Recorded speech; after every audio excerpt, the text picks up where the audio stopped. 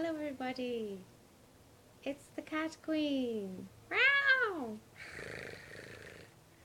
Anyway, today I'm reading a book by Queen Lilibee. It's called A Tale of a Magic Princess. The fairy queen called to the magic princess. The fairies were in danger. The evil masses were cutting down all the trees and poisoning all the food. The magic princess went to investigate.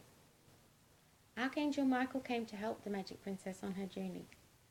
He told her that everybody loves her and to eat only organic fruit and vegetables. And so she did.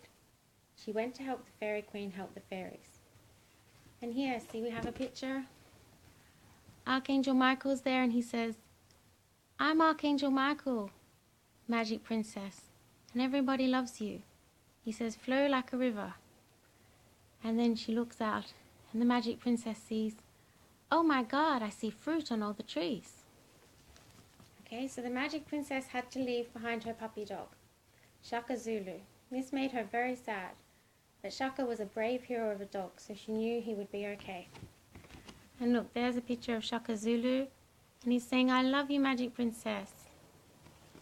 Okay, she took her bike and her clothes and caught a long train ride north.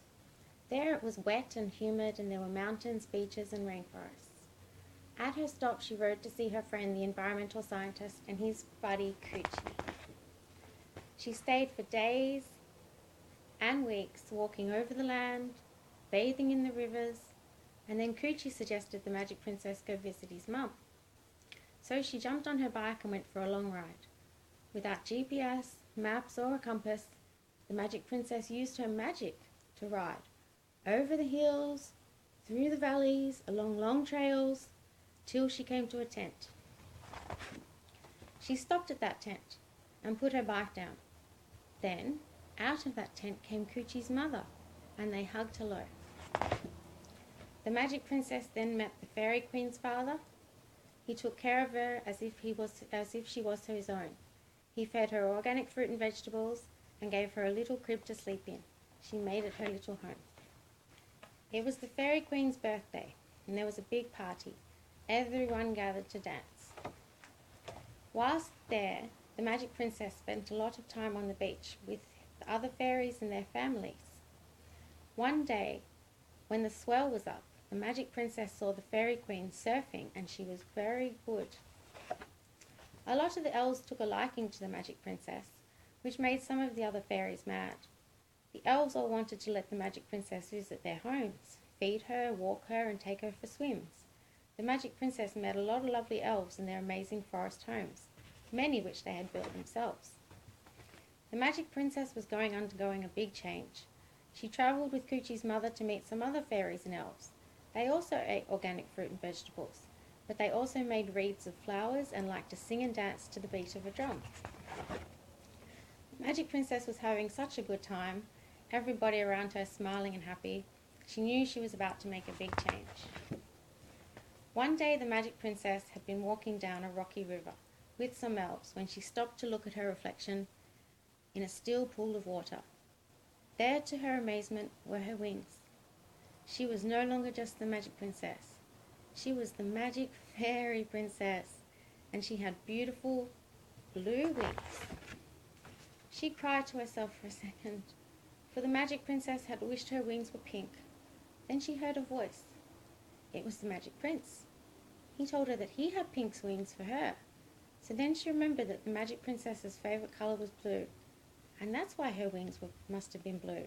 She also remembered that her eyes were blue too, and that was also for him. So the magic fairy princess, the fairy queen, her father, and Coochie's mother all gathered back together near the elves and fairies' homes. They had an important meeting to try and save their homes. The magic fairy princess said she would know what to do, and promised the fairy queen and her father that everything would be okay. She knew the magical earth could not be destroyed, nor could any of its magical inhabitants. Thankful for the journey, she went to meet the local tribespeople for encouragement.